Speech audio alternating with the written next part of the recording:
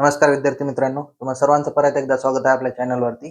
आणि आजचा आपला टॉपिक असणार आहे, आपण लास्ट लेक्चरमध्ये पाहिलं होतं की जे ऍसिडच्या रिॲक्शन होत्या वेगवेगळ्या सबस्टन्सेस सोबत, म्हणजे जशी मेटल सोबत असेल, मेटल ऑक्साईड सोबत असेल, किंवा मेटल कार्बोनेट आणि मेटल बायकार्बोनेट प्लस बेस सोबत असेल. ठीक आहे, या सगळ्या गोष्टी आपण पाहिल्या होत्या लास्ट लेक्चरमध्ये.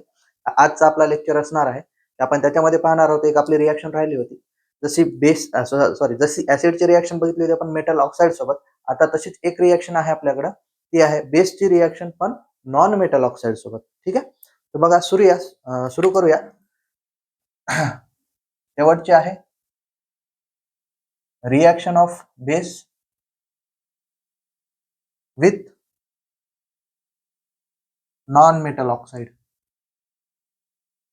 ठीक आहे, कुणासोबत? नॉन मेटल ऑक्साईड सोबत आपल्या बेसची रिॲक्शन करायची आहे. एक्झॅक्टली होते का? ठीक आहे, आपण जनरल बघितलं त्या दिवशी पाहिलं होतं लास्ट लेक्चर मध्ये की जेव्हा आपण ऍसिड रिॲक्ट करतो मेटल ऑक्साईड सोबत, ठीक आहे, आणि आपण मेटल ऑक्साईडच्या प्रॉपर्टीज पाहिल्या होत्या की जेव्हा तो पाण्यासोबत रिॲक्ट होतो तेव्हा काय बनवतो? बेस बनवतो. म्हणजे नॉन मेटल ऑक्साईड असतात ते जर पाण्यासोबत जर रिॲक्शन झाली त्यांची, तर ते काय बनवतात? ऍसिड बनवतात. ठीक आहे, बघा सगळ्यात पहिले जे रिॲक्शनची हे लिहून घेऊया डेफिनेशन.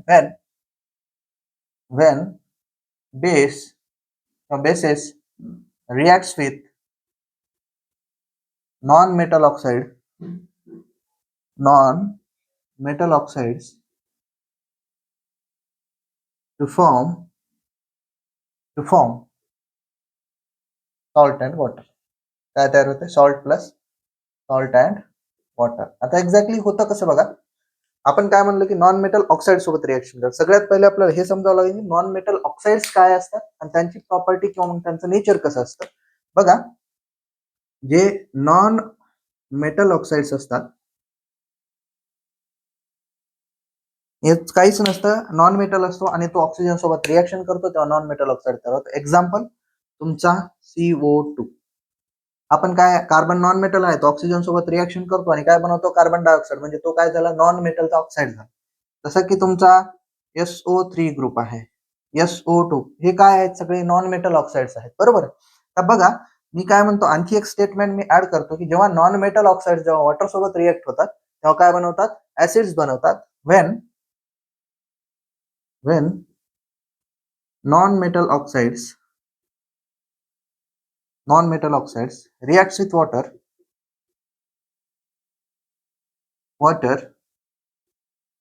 to form acids. काय बनवतात? ते ऍसिड बनवतात. कधी? जर वॉटर सोबत रिॲक्शन झाली. बघा कसं होते. बघा, CO2 ला जर वॉटर मध्ये डिझॉल्व्ह केलं, आता हे गॅस असतात सगळे, ठीक आहे, तर इथं तयार होतं H2CO3. कार्बोनिक ऍसिड नाव आहे याचं, कार्बोनिक ऍसिड. दुसरा आहे SO3 प्लस H2O. तुम्हाला हे माहित आहे, सोपा आहे, H2SO4. याला म्हणतो आपण सल्फ्युरिक ऍसिड. ठीक आहे, त्याच्यानंतर आता तिसरा आहे आपल्याला घेतलेला आपण SO2.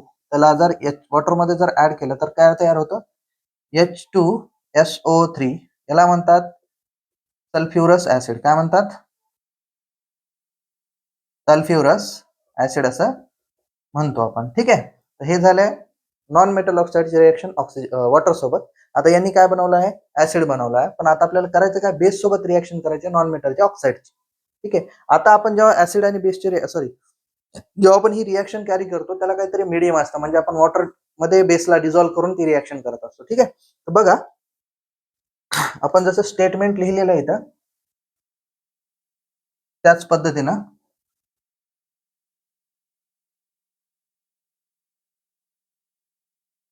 आता आपल्याला फक्त रिएक्शन करायचं. एक जनरल रिएक्शन लिहून घेऊया.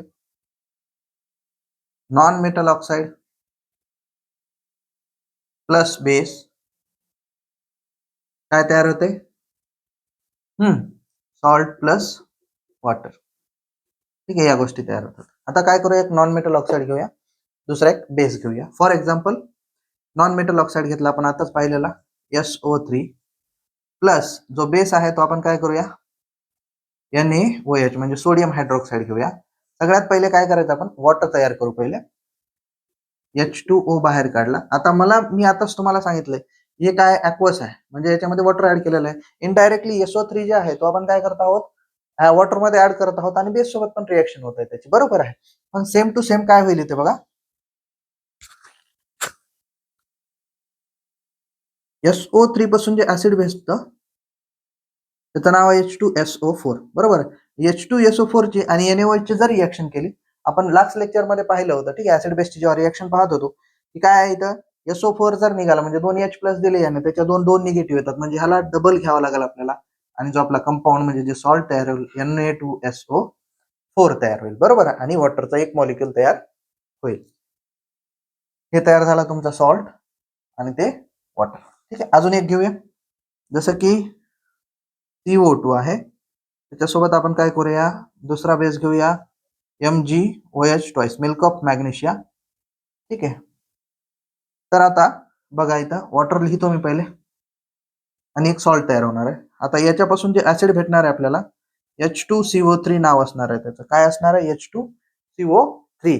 तर आता H2CO3 जेव्हा MgOH ट्वाइस सोबत रिएक्शन करतो तेव्हा तयार होतो MgCO3. MgCO3 म्हणजे मॅग्नेशियम कार्बोनेट आणि वॉटर मॉलिक्यूल. आता वॉटर मॉलिक्यूल एक नाही होणार, दोन तयार होतील. ठीक आहे, का, कारण इथं दोन OH आहेत आणि इथं पण काय आहेत, दोन H प्लस प्रेझेंट आहे. ठीक आहे, तर ही रिएक्शन होती आपली बेसची नॉन मेटल ऑक्साईड सोबत. ठीक आहे, आपल्या नेक्स्ट लेक्चर मध्ये पाहायचं आहे की जेव्हा तुमचे जे सॉल्ट्स तयार होतात, ऍसिड म्हणजे न्यूट्रलायझेशन रिएक्शन जे आहे ते रिएक्शन झाल्याच्या नंतर कोणत्या प्रकारचे सॉल्ट्स तयार होतात. आपल्या बुकमध्ये दिलेले की 3 प्रकारचे सॉल्ट्स तयार होतात, एक ऍसिडिक, बेसिक आणि न्यूट्रल. ठीक आहे, ते आपण नेक्स्ट लेक्चर मध्ये पाहणार आहोत. ठीक आहे, थँक्यू.